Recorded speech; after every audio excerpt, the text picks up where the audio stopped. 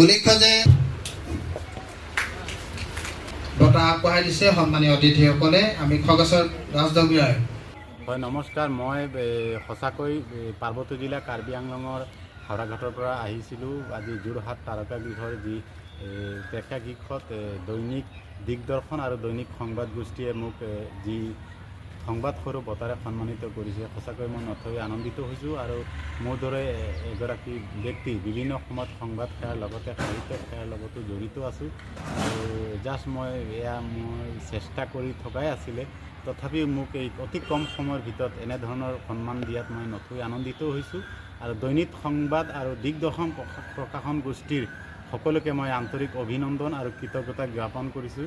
তেওঁলোকে যে কাৰ্বি আংলঙৰ দৰে এখন জিলাৰ মোক ইমান বৃহৎ এটা অনুষ্ঠানত এনে সন্মানেৰে মোক সন্মানিত কৰাৰ বাবে মই নথৈ আনন্দিত হৈছোঁ।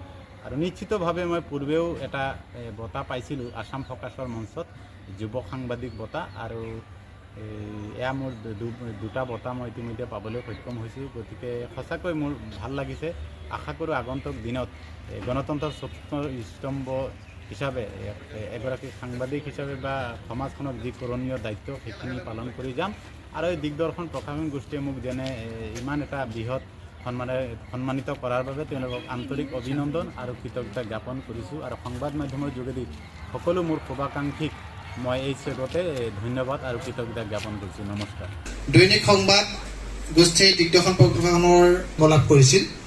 প্ৰতিষ্ঠাকালৰ পৰা নিৰবিচ্ছিন্নভাৱে অসমৰ বিভিন্ন প্ৰান্তত অসম তিনিচুকীয়া, ডিব্ৰুগড় বিভিন্ন ঠাইত গ্ৰন্থ উন্মোচনী পৰ্ব লৈ অনবদ্য ভ্ৰমণী আগবঢ়াইছে।